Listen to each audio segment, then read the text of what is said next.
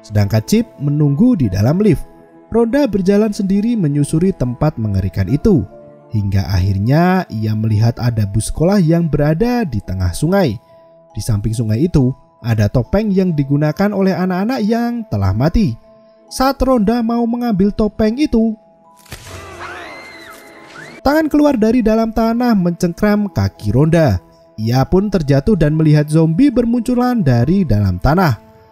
Rhonda yang ketakutan itu lari menuju ke arah lift. Dalam perjalanannya, ia melihat temannya Chip sedang dimakan oleh zombie itu. Rhonda semakin panik dan berlari kencang hingga terjatuh. Kacamata yang ia pakai rusak dan pecah. Rhonda tak bisa melihat dengan jelas hingga jatuh ke kubangan. Mengetahui permainan telah usai, teman-teman Rhonda mulai menghentikan kejahilannya itu. Mereka menemani Rhonda sampai tersadar kembali. Setelah Rhonda membuka mata, ia masih sangat ketakutan dengan kostum monster temannya itu. Ia menampar monster itu dan merangkak pergi menjauhi mereka. Hingga akhirnya semua membuka topeng menyeramkan itu. Shredder mencoba menenangkan Rhonda dan menyadarkan bahwa itu semua hanyalah tipuan. Rhonda yang ketakutan menyadarkan dirinya ke bahu Shredder. Melihat hal itu, Messi terlihat cemburu padanya. Shredder segera meminta bantuan teman-temannya untuk mengakhiri permainan konyol itu. Namun, Messi menolak dan berkata jika permainan belum usai. Messi, Chip, dan Sarah pergi meninggalkan Shredder berdua dengan Rhonda. Messi yang kesal pun menendang labu yang masih menyala itu ke dalam sungai. Tiba-tiba, Messi mendengar suara anak yang bertanya, namun itu bukan suara dari Chip ataupun Sarah. Hingga akhirnya, mereka semua lari terbirit-birit menuju ke tempat Shredder dan Rhonda. Mereka mengatakan ada suara yang terus mengikuti mereka. Rhonda menutup telinganya sedangkan Shredder pergi mencari teman-temannya. Dan muncullah kawanan zombie dari segala arah. Sontak mereka semua lari menuju lift. Di dalam lift, Rhonda sudah menunggu mereka. Namun, Rhonda tak mau membukakan pintu lift itu dan meninggalkan teman-temannya. Rhonda membiarkan 4 temannya dimakan oleh para zombie itu. Ritual Samhain yang dilakukan Rhonda pun selesai. Adegan kembali ke kejadian rumah Mr. Creek. 3 bocil datang menggedor pintu Creek untuk meminta permen.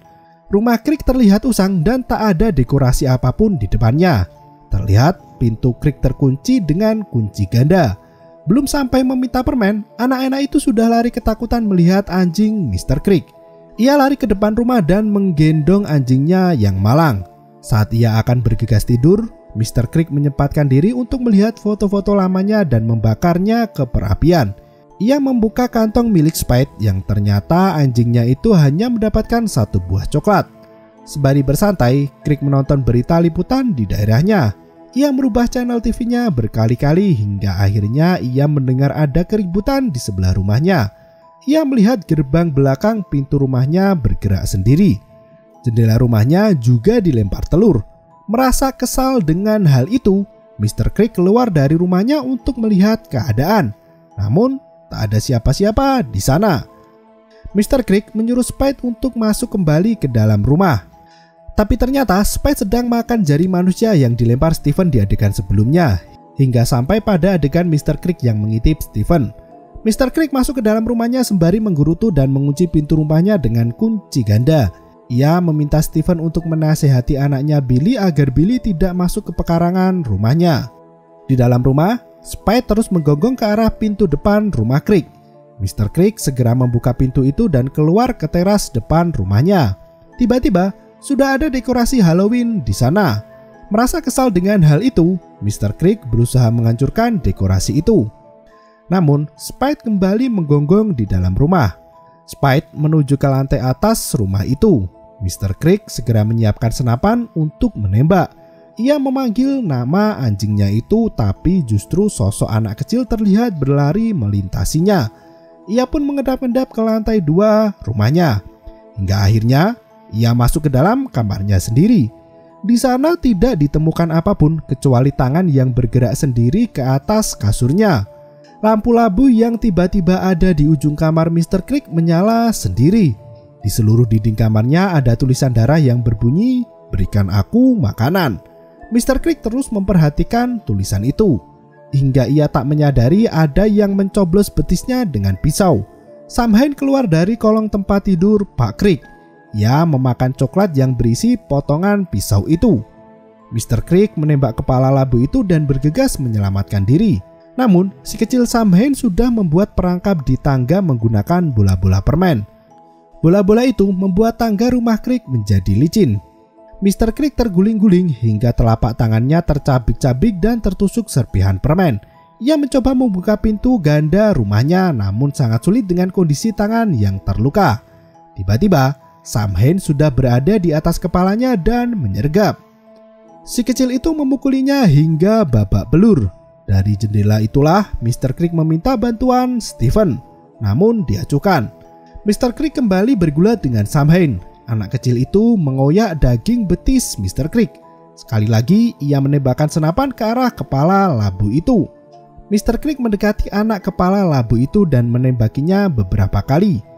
Tampaknya anak kecil itu benar-benar terbuat dari labu. Mr. Creek lalu menelpon 911 untuk meminta bantuan. Belum sampai memberikan alamat, tangan bocil itu bergerak sendiri mencabut sambungan telepon rumah Mr. Creek. Dan tiba-tiba, tangan anak itu menancapkan pisau ke Mr. Creek. Tangan itu kembali ke tubuh Samhain dan menyatu seperti semula. Ia kembali mengenakan tutup kepalanya dan berjalan ke arah Mr. Creek. Samhain menggigit permen miliknya hingga ujungnya menjadi runcing. Tak kehabisan akal, Pak Creek memecahkan botol minumannya untuk menyerang Samhain. Namun, Samhain menekuk tangan Pak Creek dan menancapkan permen itu ke perutnya Mr. Creek. Ya, benda tajam itu mengenai coklat milik Mr. Creek. Samhain segera memakan coklat itu dan pergi meninggalkan Mr. Creek. Setelah kejadian itu, Mr. Creek membakar foto 8 anak nakal yang jatuh ke jurang dalam bus sekolah. Ya, Mr. Creek adalah sopir bus itu. Beberapa saat kemudian, 3 putri cantik menggedor pintu rumah Pak Creek. Dengan tubuh berbalut perban, ia membagikan permen ke anak-anak itu. Di jalanan, ia melihat Rhonda berjalan sendirian melewati gadis-gadis serigala di dalam mobil. Ia melihat Samhain memandanginya di pinggir jalan. Sementara itu, mereka mendengar percakapan antara Emma dan Henry. Melihat Emma memadamkan lampu labu, Samhain pergi mendatangi Emma. Pak Creek masuk ke dalam rumahnya dan tiba-tiba bel pintu rumahnya kembali berbunyi. Kali ini, giliran para zombie penumpang bus sekolah yang datang untuk meminta permen. Film pun berakhir. Meski terasa tidak ada kaitan antara satu cerita dengan cerita yang lain, inti dari film ini ada pada Samhain. Sosok anak kecil berkepala labu yang dijuluki Samhain ini selalu ada di setiap cerita. Samhain bertugas untuk menjaga tradisi perayaan Halloween. Bagi siapapun yang menentang tradisi itu, maka Samhain akan datang dan menghabisi nyawa orang itu seketika. Semua cerita yang terjadi di film ini merupakan kisah dari peristiwa-peristiwa yang mungkin bisa terjadi saat perayaan Halloween. Spoiler nih, Samhain itu sendiri sebenarnya adalah Billy Wilkins, anak dari Stephen Wilkins. Billy sangat senang membuat lampu labu dan apel karamel yang rasanya mirip seperti permen. Ia juga sangat aktif dan dapat bergerak dengan cepat. Mr. Creek juga memberikan clue ketika menggerutu. Ia mengatakan pada Stephen agar Billy berhenti mengganggunya.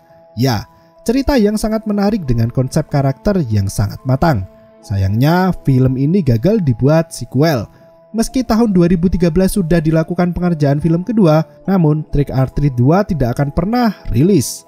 Sang sutradara akhirnya menghentikan pembuatan film Trick or Treat 2 setelah gencarnya bisnis karakter Samhain.